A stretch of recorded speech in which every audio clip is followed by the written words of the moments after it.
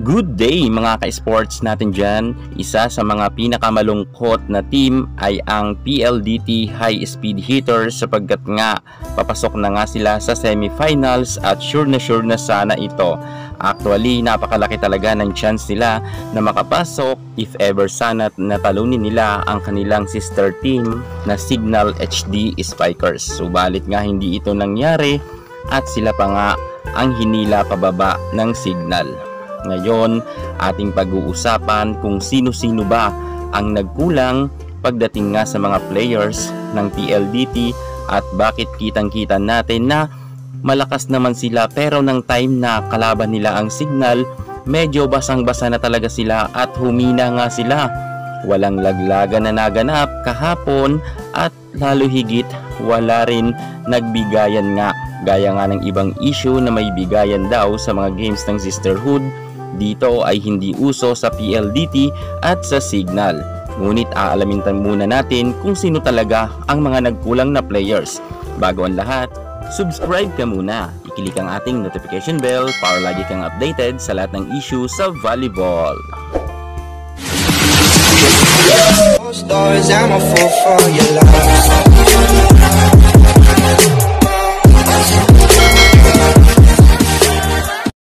PLDT, nasa pintuan na nga ng semifinals, hinatak pa pababa ng Signal. Ngunit sino-sino nga ang nagkulang na mga players, narito na.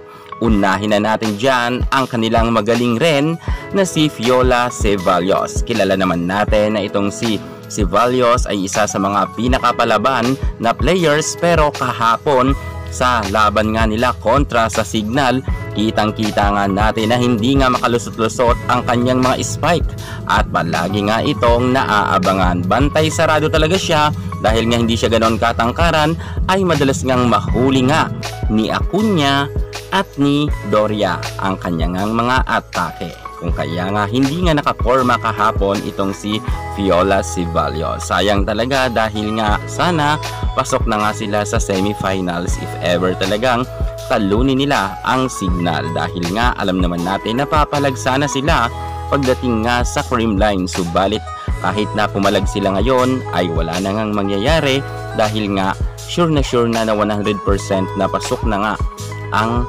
Creamline Cool Smashers sa finals at kahit magharapan sila, bali wala na rin ang laban na yon. Number 2 na dahilan, Savannah Davison.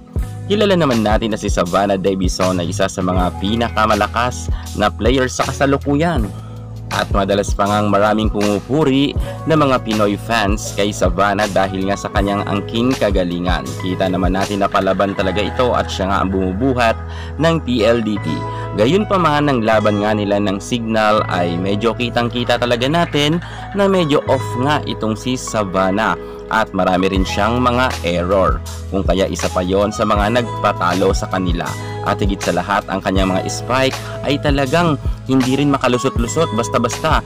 Kitang-kita kasi natin na parang ang talagang galawan nila kahapon ay parang talunan na sila. Parang hindi natin nakikita na masaya sila at parang hindi talaga natin nakikita na lalaban sila. Siguro mga ka-sports talagang pinaghandaan sila ng Signal. Challenge talaga sila at eto nga ang nangyari. Imbis na matulungan sila ng Signal na pumasok nga sa semifinals ay hinatak pa sila pababa. Magkasama na ngayon sila ng kanilang sisterhood na Signal HD Spikers na hindi nga pasok sa semifinal. Sayang talaga mga ka-sports pero ganun talaga. Good fight naman dahil wala talagang bigayan na naganap at isa pa sa mga nakikita ko na dahilan ay si Jules Samonte. Si Samonte ay isa sa mga pinakakilalang volleyball player rin sa ating bansa at dating star player nga siya ng nasabi nating Ateneo Blue Eagles at nagkaroon nga siya ng gold medal bago nga niya lisanin ang Ateneo. Pero alam naman natin na may angking kagalingan man itong si Jules Samonte.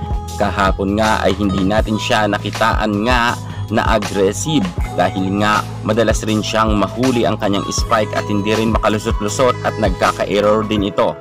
Kitang-kita naman natin na halos karamihan nga ng PLDT players ay wala masyadong power maliban nga kay Majoy Baron na lumaban. At sa isang post nga ng PLDT ay marami talagang nakinsimpatya nga sa kanilang kapitana na si Kat Arado.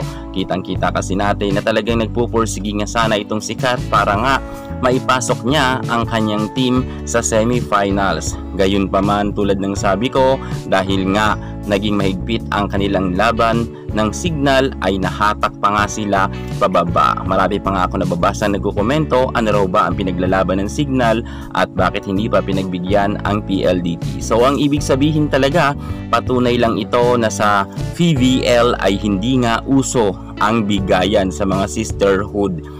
Kaya sa mga nagdududa dyan na binigyan daw ang CCS ng Choco Mucho, walang katotohanan yan dahil nakita naman natin ang PLDT at ang Signal ay wala ngang nagbigayan.